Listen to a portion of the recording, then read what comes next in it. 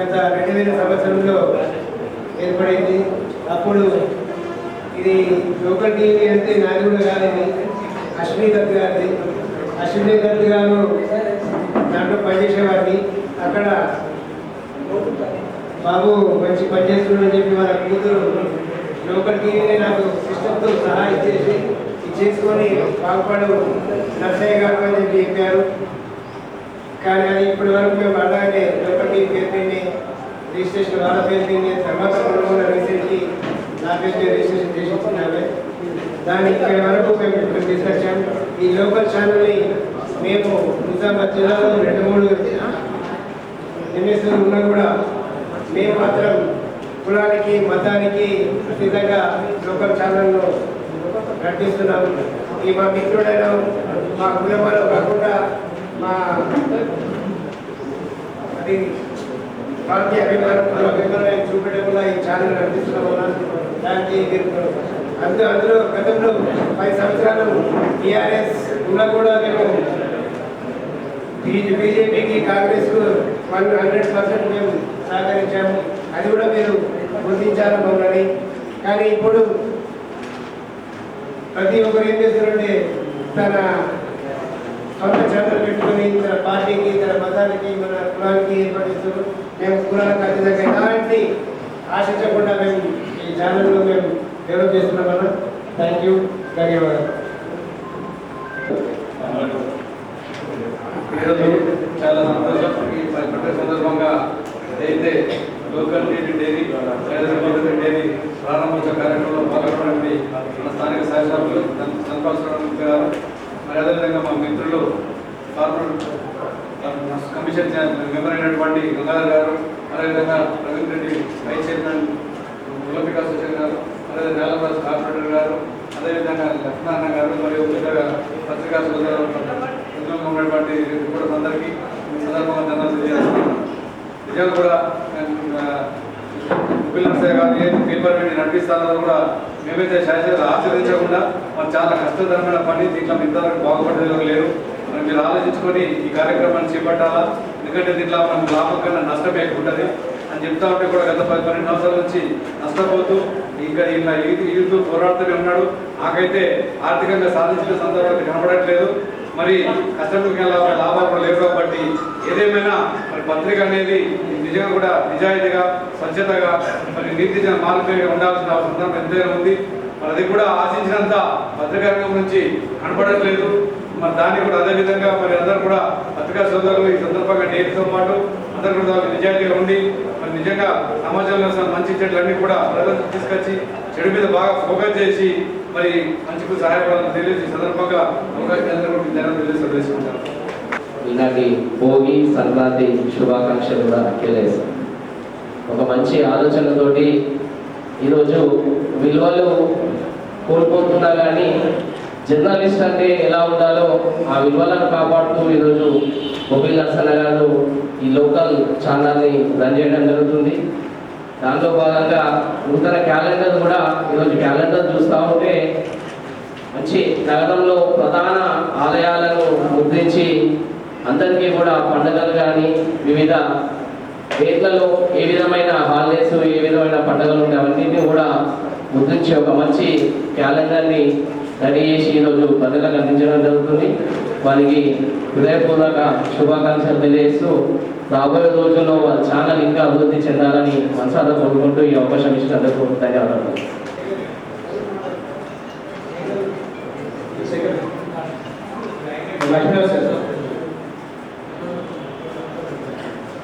మరి గంగాధర్ గారిని మాట్లాడుతున్నారు.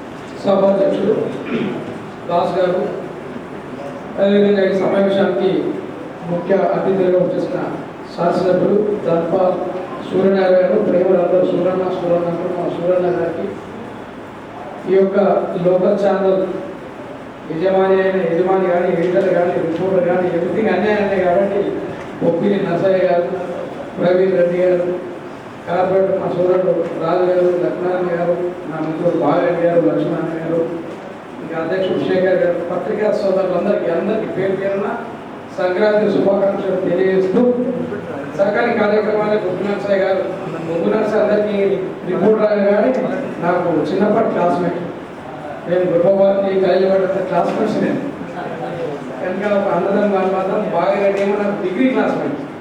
ఈ మధ్యకాలంలో క్లాస్మేట్ మాకు ఎక్కువైపోయాడు, ఎక్కడ కలిసిన అందరూ బాగా తెలియజేస్తూ పత్రికా ఫీల్డ్లో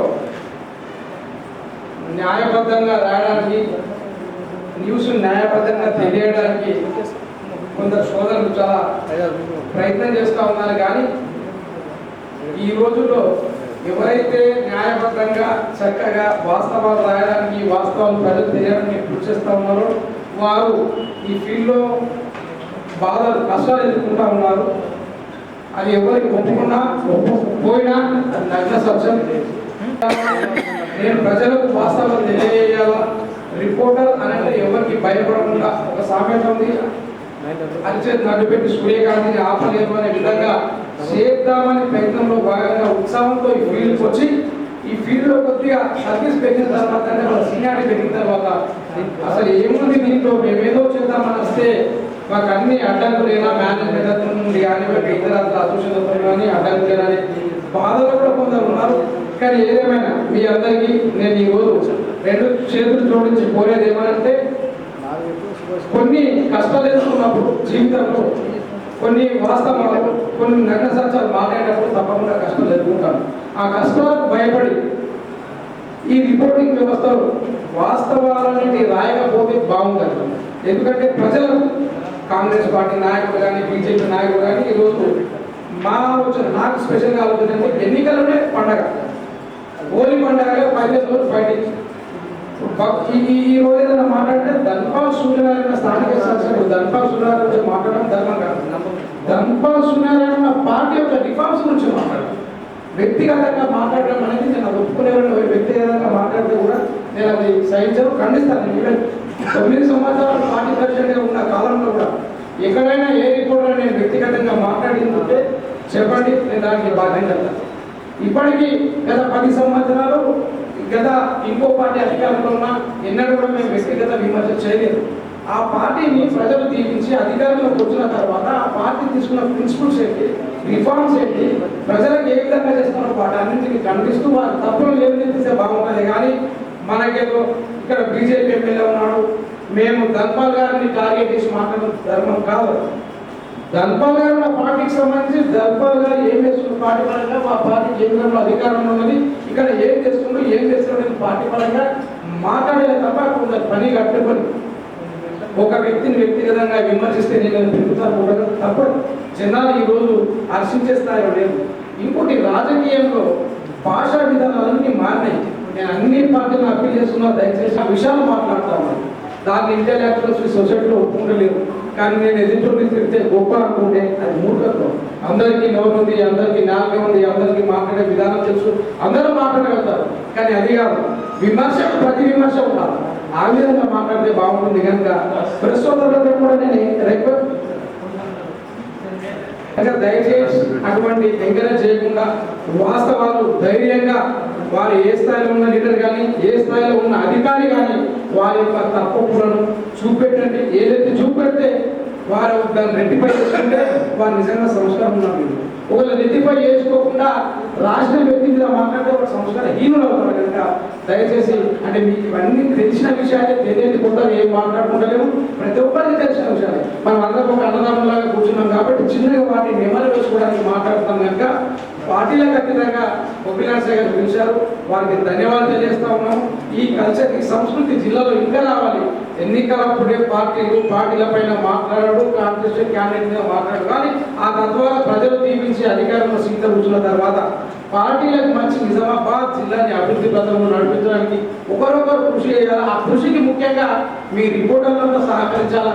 మీరు సహకరిస్తే ఎక్కడైనా ఏ సమస్యలు వచ్చినప్పుడు మారుమూల గ్రామం, మారుమూల ప్రాంతంలో సమస్య ఒక నాయకుడితో, ఒక కార్యకర్తకు, ఒక పార్టీకి వారి నోటీస్ పోవాలనుకుంటే దాన్ని వెలుగులోకి తీసుకొచ్చే ఒక పాత్రికేయుడు, అది ప్రింట్ మీడియానా లేకపోతే కెమెరా ఎలక్ట్రానిక్ మీడియా తీసుకొచ్చేది పాత్రికేయుడు తీసుకొచ్చిన సమస్యల పైన ఇమ్మీడియట్గా స్పందిస్తాం.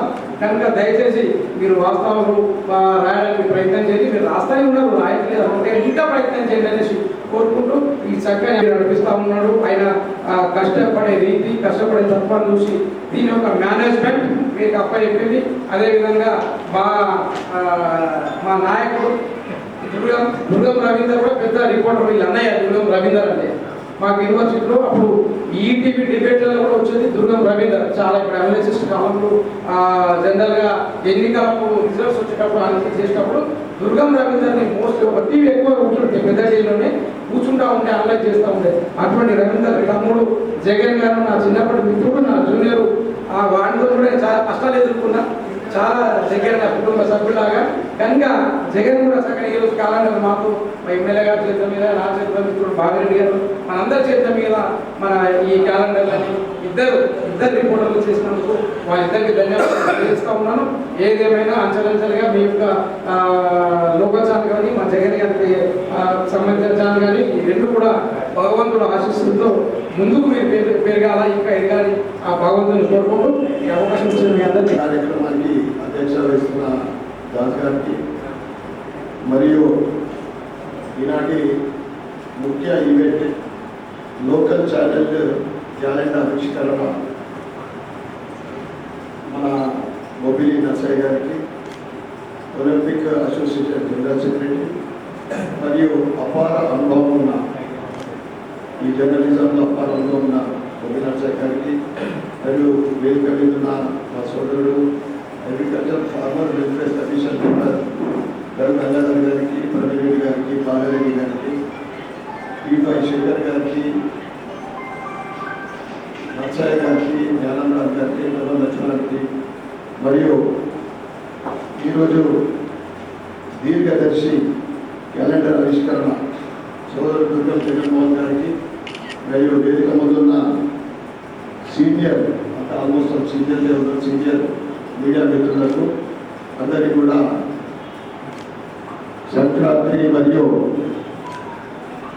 ఈరోజు భోగి మరియు సంక్రాంతి పండుగ మీకు, మీ కుటుంబ సభ్యులకు అందరికీ కూడా శుభాకాంక్షలు, శుభాభినందనలు. చాలా సంతోషంగా ఉంది. ఒకటేమో పండుగ శుభదినం, దాంతోపాటు కృష్ణుడి ఆలయంలో కూర్చున్నాము, గీతాశ్రమం. చాలా ఎందుకంటే ఇక్కడ అన్నీ కూడా గీతాష్టమి కానీ అనేక శుభకార్యాలు జరుగుతూ ఉంటాయి, దైవ కార్యాలు జరుగుతూ ఉంటాయి. ఈ సందర్భంగా మరి ఒకసారి మొబిలి నర్సయ్య గారికి శుభాకాంక్షలు తెలియజేస్తూ, ఏదైతే మీరు చెప్పినో కులాలకు అతీతంగా, రాజకీయ పార్టీలకు అతీతంగా చాలా అందమైన విషయం. ఎందుకంటే ఈరోజు లోకల్ ప్రముఖ ఛానల్లో మీరు ఒకటి ఇన్స్టెంట్గా ప్రజా సమస్యల్ని ప్రభుత్వ దృష్టికి కానీ, ప్రజాప్రతినిధుల దృష్టికి కానీ, అధికారుల దృష్టికి కానీ తీసుకెళ్తున్న దాంట్లో మీరు కూడా మొట్టమొదటి స్థానంలో ఉన్నట్టు మీ అందరికీ కూడా తెలియజేస్తాం. ఎందుకంటే ఇక్కడ అనేక మంది స్టేట్ ఛానల్స్ ఉన్నాయి, అవన్నీ కూడా ఒక సమయాన్ని కూడా వస్తాయి, నెక్స్ట్ డే వస్తాయో లేకపోతే ఇంకా ఇన్స్టెంట్గా అంటే 3-4 ఛానల్స్ ఉన్నాయి. దాంట్లో నర్సయ్య గారు కూడా ఒకటి. ఎందుకంటే ఈరోజు ప్రజల సమస్యలు ప్రభుత్వానికి తీసుకుంటే భారతి మీడియా, దాంట్లో ఇన్స్టెంట్గా అంటే లోకల్ ఛానల్స్. అదేవిధంగా రాజకీయాలకు అతీతంగా అది ఈరోజు జర్నలిజం ఏ విధంగా దిగజారుతా ఉందో మీ అందరికీ తెలుసు. అంటే ఒక మొబైల్ పట్టుకొని యూట్యూబ్ ఛానల్ అని ఏదైతే అవాస్తవ విషయాన్ని, ఫేక్ న్యూస్ సృష్టించి ప్రజల్ని గందరగోళం చేస్తూ ఉంటారు. మీరందరూ కూడా ఇక్కడ సీనియర్ జర్నలిస్ట్ ఉన్నారు కనుక వాటిపైన ఏదన్నా అవకాశం ఉంటే వాటిని రిస్ట్రిక్ట్ చేయడానికి ఒక కమిటీని ఏర్పాటు చేస్తే బాగుంటుందని తెలియజేస్తాం. ఎందుకంటే ఎప్పుడు కూడా చివరికి ఏదైతే మనము ఒక ప్రిన్సిపల్ తోటి ఒక కమిట్మెంట్ ఉన్నది విజయం దాదే చివరికి, కానీ ఈ మధ్యన ఇవన్నీ కూడా డిస్టర్బ్ చేయడం వల్ల అనేక సార్లు అనేక ఇబ్బందులు కలుగుతూ ఉంటాయి. అంటే ఈ రాజకీయ నాయకులు కాదు, ప్రజలు గందరగోళంతో ఏర్పడతా ఉంటారు. కానీ మన నర్సయ్య గారు ఒక ఒక ప్రిన్సిపల్ తోటి ఒక కమిట్మెంట్ తోటి తన నిరంతరం జర్నలిజంలో పనిచేస్తూ వారధిగా ఉంటూ ప్రజా సమస్యల్ని వేలెత్తి చూపుతూ ఆయన చేస్తున్న కృషికి నిజంగా అభినందన తెలియజేస్తూ భవిష్యత్తులో కూడా లోకల్ ఛానల్ నా వంతు సహకారం ముందు నుంచి కూడా ఉంది, ఇప్పుడు ఉన్నది, భవిష్యత్తులో కూడా నా వంతు సహకారం ఉందని తెలియజేస్తూ మరొకసారి అందరికీ కూడా భోగి పండుగ మరియు సంక్రాంతి శుభాకాంక్షలు.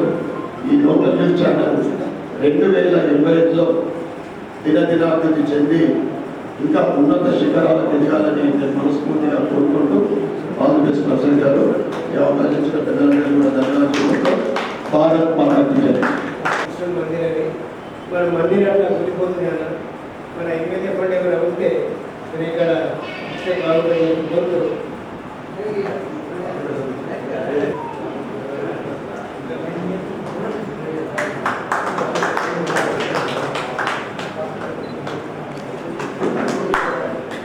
ధన్యవాదాలు ఈ కార్యక్రమానికి చేసినందుకు మరోసారి. అలాగే మా గరుడ గంగాధర్ అన్న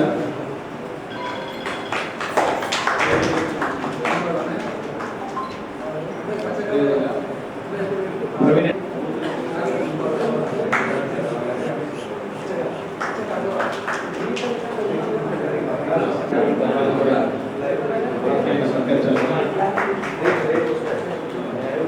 బాగా ఏంటన్నా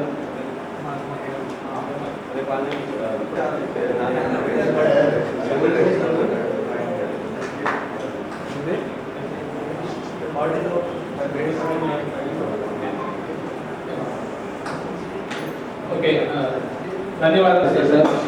press club secretary Sekhar garu అందరికీ కూడా.